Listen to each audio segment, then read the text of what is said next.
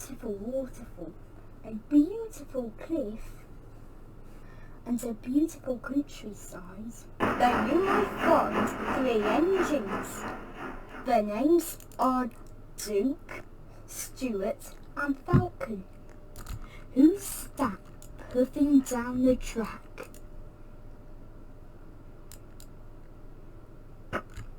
Into the tunnel he goes.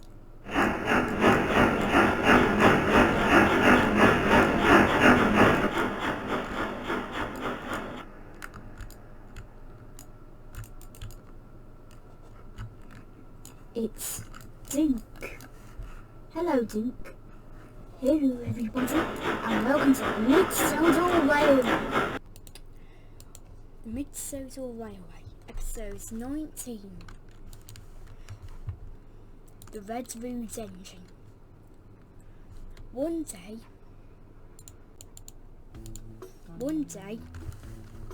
Duke was trying to talk some sense back into Albert. When Duke had crashed into Albert's just about 2 years ago, it made him quite a nice engine. Now, over 4 years. But due for Falcon's ways, it put him back to his original old self. Listen, Grandpa, who cares about a few anger issues? Said Albert. Look, if you can't be a good engine, then you cannot work on the railway, said Duke. Falcon was in the shed behind. He couldn't stand what was going on. You would never see disgrace, said Duke. Mainly, he was not just referring to the person he was named after, but was also referring to Crimson. Yeah, and who's his Grace? Said Albert. His Grace? It's the Duke of Sodor and Crimson, he said. Crimson is left. Don't expect him to come and help you, said Albert. The last we heard of him, he was going off to the Italian railway, said Duke. Albert shuddered in anger.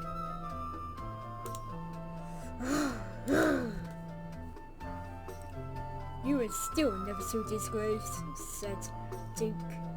It would be a surprise that Albert would be one of the final engines to be on the railway.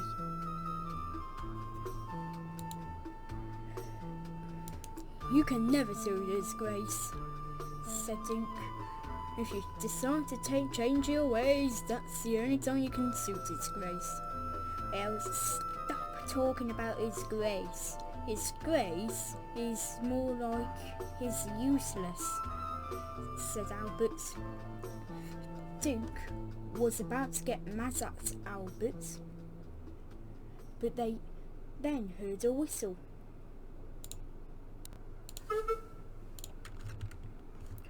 It was a bright new red engine. It had the number 0 on the side. However, his actual number was 29. He looks older than the basics of the class he is in right now. This was due for this being a rebuild of him, as he used to look a lot like Duke. Albert looked at the engine and gave an evil grin. He cackled. Hello, I'm Bobby, said the engine. Yes, well, don't cause much accidents, please, said Duke. We already got enough with this troublemaker. Now listen here, Grandpa. Nobody cares about you. All we care about is getting our jobs done. And we don't even care about safety, said Albert. I like this engine, said Bobby. Oh, thank you very much, said Duke. I don't mean you, Orange. I mean Albert. This cheered up Albert and made Duke mad. Oh, you'll both get your lesson eventually, said Duke. Said Albert. You look quite a bit awful in that red paint job. I think you'd look a lot better in a cyan paint job like me. Bobby was so angry, he steamed away to collect his train. However, Smudger had returned from the works. But I'm not too pleased to say that after his incident with Stanley, the coaches didn't trust him. They thought it was he who had caused Stanley to crash, but it was Stanley who had caused Smudger to crash. Let's pay him out, said the coaches. No, it was not my fault. Stanley was the new engine and he went way too fast. Plus, he was also a little too wide for the rails, he said. Little too wide or not, said the coaches, we will not be with you.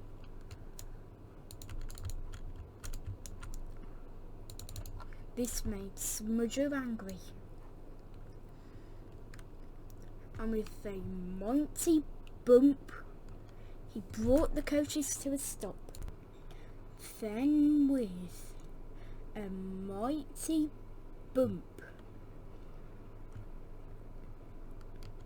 Smudger brought the train to a stop. I'm not going any further, said Smudger. He then gave out a loud toot of his whistle.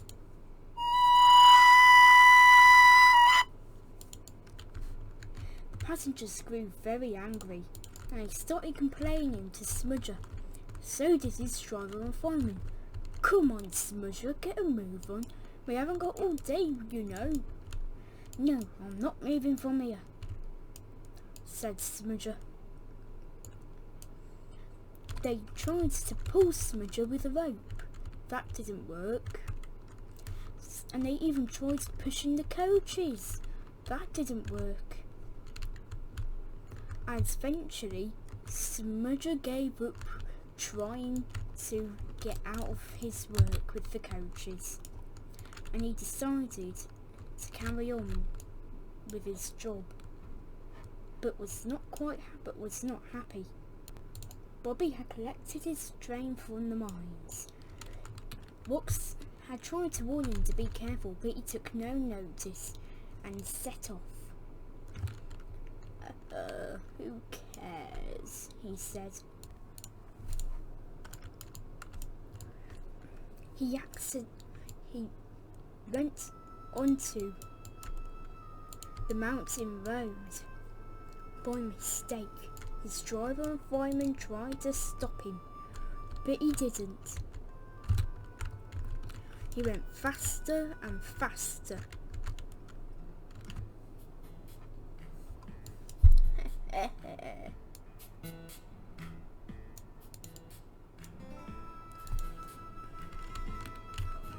The only thing he did was go faster, but he was on the most dangerous part of the line.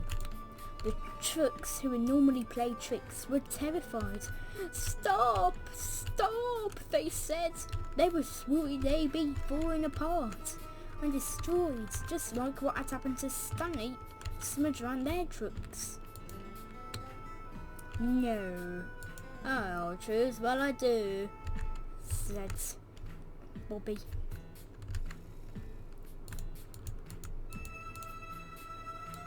Just be thankful you're not number 13, said the first truck. Because 13's an unlucky number, said the second truck. But Bobby just went even faster and faster and faster. Who cares? He said.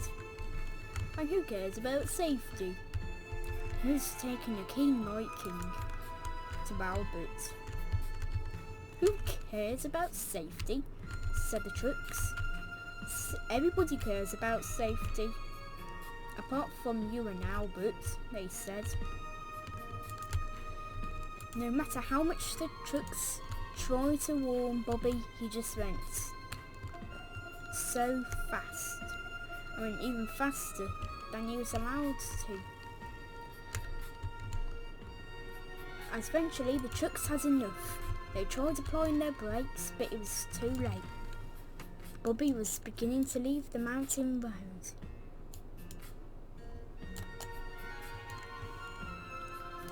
But more trouble lay ahead. Smudger was up ahead.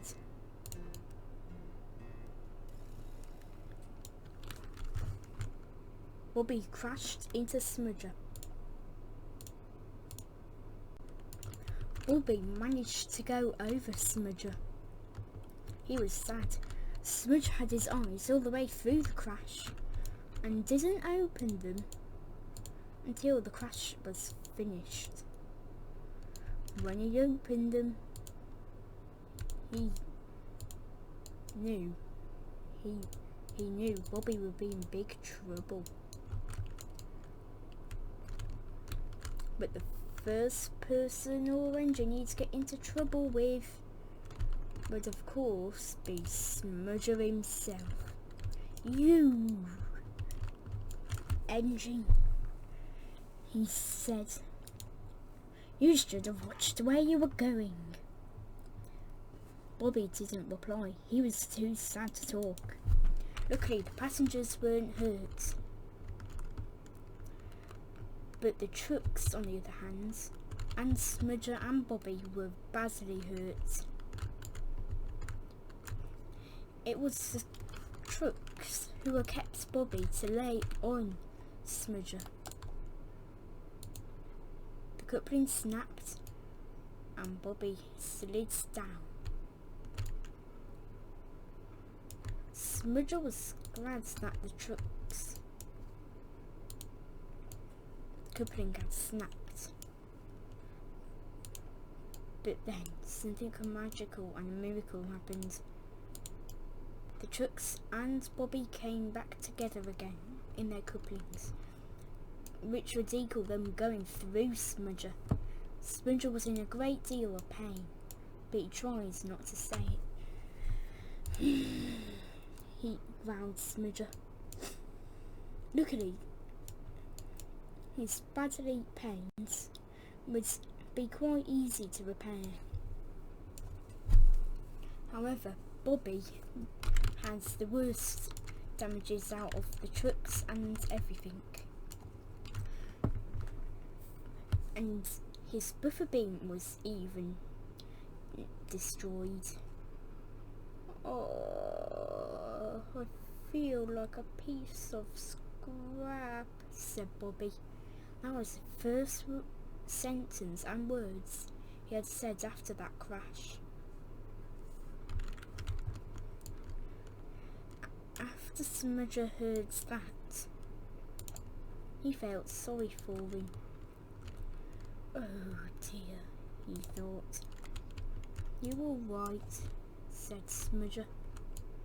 His attitude had changed after hearing what Bobby had said. No, but I think I deserve this crash after how rude I was, said Bobby. Oh, don't worry, it's only an accident, said Smudger. Only they two agreed that this was more of an accident, but the paying out for Smudger, the coaches didn't have to do anything because of Bobby. Luckily, Smudger and the trucks were easily repaired, but Bobby would take a bit longer to be repaired. But Stanley overhaul was taking a bit longer than expected. but he would return at a point. And when Bobby would return, all the engines would have heard about his crash and would be feeling sorry for him. But Bobby would never forget this crash, and he would keep this crash in mind and tell this story of the crash to engines who will misbehave in the future. And that's the story on how Bobby became a kind engine. The end.